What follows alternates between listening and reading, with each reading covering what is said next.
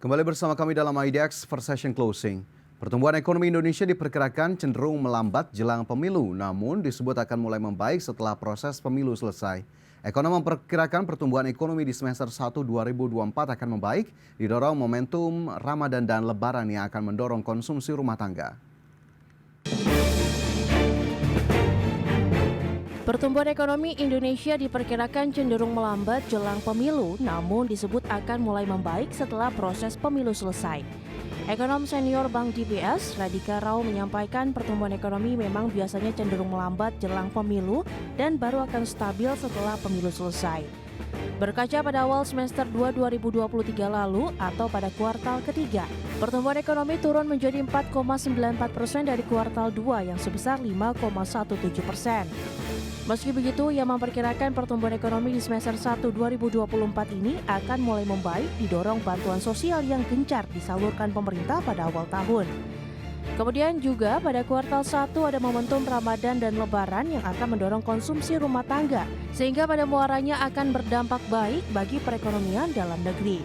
Dalam kesempatan yang sama, Kepala Riset DBS Group Maynard Arif menyampaikan, memang dampak pemilu pada kuartal 1 tidak akan terlalu signifikan untuk mendorong konsumsi. Akan tetapi karena berbarengan dengan momentum puasa dan lebaran, maka diharapkan konsumsi rumah tangga bisa meningkat. Ia juga optimistis pertumbuhan ekonomi tahun ini akan cukup baik di kisaran 5%. Hal ini berkaca pada 3 kali pemilu terakhir yang pertumbuhannya relatif moderat di sekitar 5%.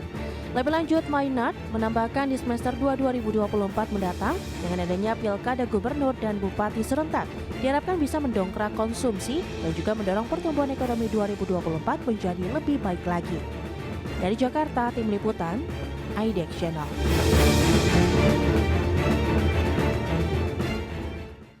Ya pemirsa, kali ini kita akan ulas bagaimana pemilu dan dampaknya terhadap perekonomian Indonesia. Dan pemirsa, sebagai informasi, pemilu 2024 diselenggarakan secara serentak pada Rabu 14 Februari 2024. Dalam pemilu di tahun ini akan diselenggarakan pemilihan untuk presiden dan juga wakil presiden serta pemilihan legislatif. Sebagaimana diatur menurut Undang-Undang Nomor 7 Tahun 2017 tentang pemilihan umum, pemilihan legislatif sendiri adalah sarana kedaulatan rakyat untuk memilih anggota legislatif yang meliputi anggota Dewan Perwakilan Rakyat atau DPR RI, kemudian anggota Dewan Perwakilan Daerah atau DPD, anggota Dewan Perwakilan Rakyat Daerah Provinsi, dan juga anggota Dewan Perwakilan Rakyat Daerah Kabupaten atau Kota.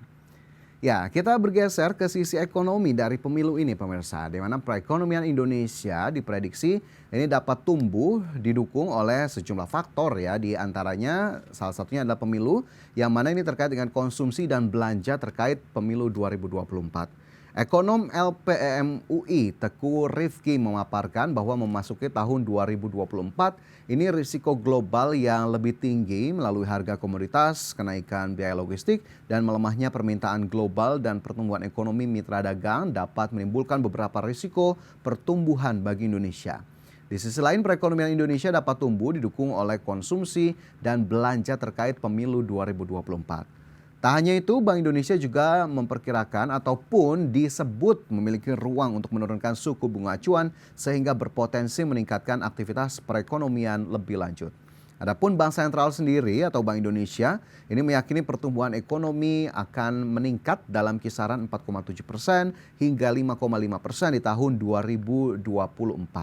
Pertumbuhan ekonomi didukung oleh permintaan domestik, terutama berlanjutnya pertumbuhan konsumsi, termasuk dampak positif dari penyelenggaraan pemilihan umum atau pemilu, serta peningkatan investasi khususnya bangunan sejalan dengan berlanjutnya pembangunan proyek strategis nasional, termasuk Ibu Kota Nusantara. Tapi tadi memang kita lihat begitu, ekonom juga memprediksikan bahwa pertumbuhan ekonomi akan membaik setelah pemilu, namun akan sedikit melambat di awal tahun 2024 atau di 2 bulan pertama termasuk di periode pemilu 2024.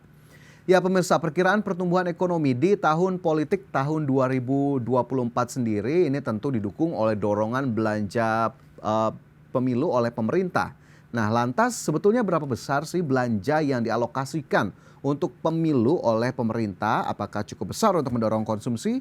Berikut informasinya.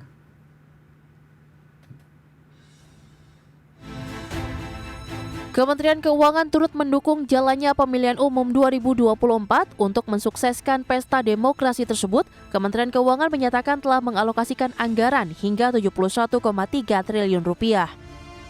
Adapun anggaran ini telah diberikan sejak 20 bulan sebelum hari H pemilu, yaitu mulai tahun 2022 sampai dengan 2024. Dengan rincian 3,1 triliun rupiah pada tahun 2022, 30 triliun rupiah pada tahun 2023 dan 38,2 triliun rupiah pada tahun 2024. Seperti diketahui, anggaran pemilu itu berdasarkan tiap tahun. Tahun 2022 itu 3,1 triliun sudah selesai dibelanjakan.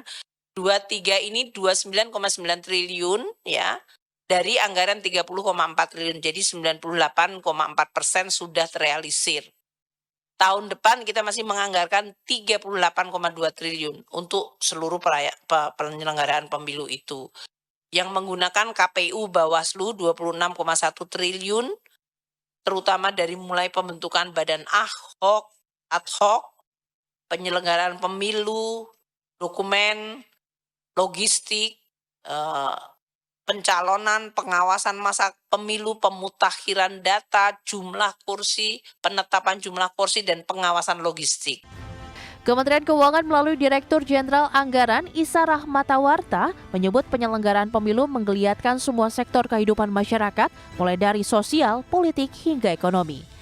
Anggaran pemilu yang dialokasikan untuk kebutuhan pengadaan logistik, barang, dan jasa secara tidak langsung menggairahkan sektor produksi dan distribusi. Dari Jakarta, Tim Liputan, IDEX Channel. Ya, 71 triliun rupiah sudah dialokasikan oleh pemerintah melalui Kementerian Keuangan untuk persiapan pemilu 2024 yang tadi sudah terbagi di tahun 2022, 2023 dan juga 2024. Ya, masih terkait pemilu dan dampaknya terhadap perekonomian, pemirsa, di mana Kementerian Keuangan memperkirakan ekonomi Indonesia tetap tumbuh kuat pada tahun 2024, di mana ekonomi domestik diperkirakan tumbuh hingga 5,2%. Ya, Kementerian Keuangan menyebut pemerintah tetap akan terus memantau risiko perlambatan perekonomian dunia yang diperkirakan masih berlanjut pada 2024.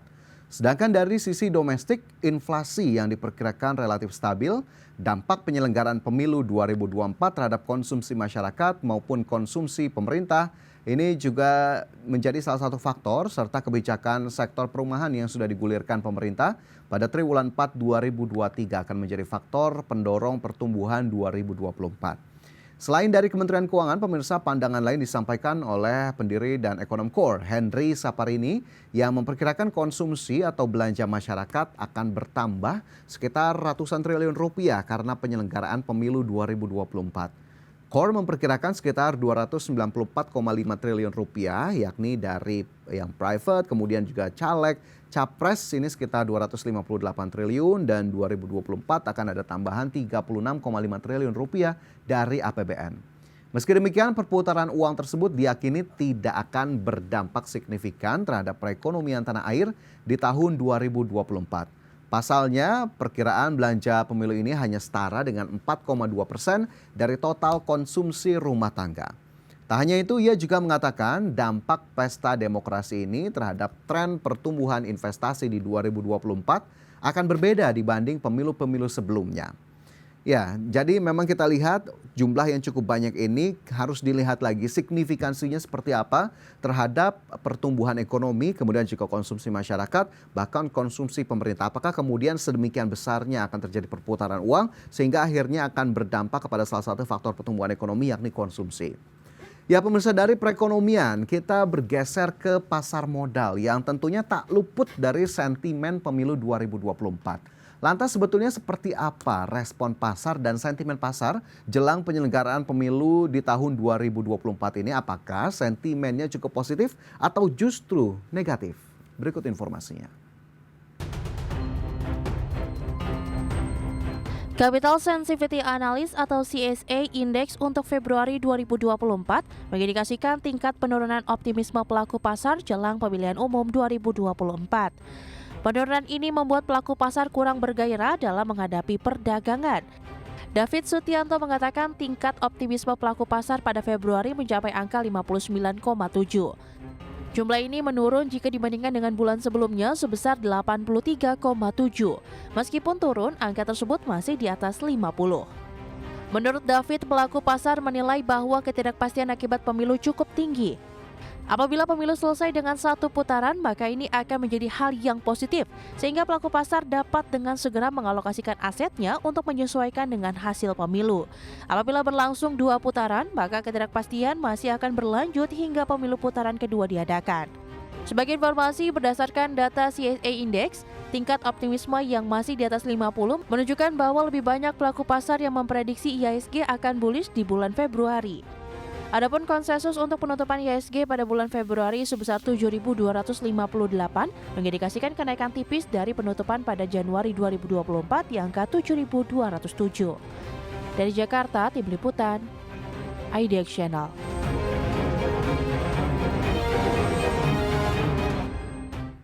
Ya pemirsa, jika ditelaah lebih lanjut, ternyata sepanjang 20 tahun pemilu di Indonesia, ini gerak indeks harga saham gabungan ataupun IHSG maupun rata-rata nilai transaksi harian selalu mencatatkan performa positif.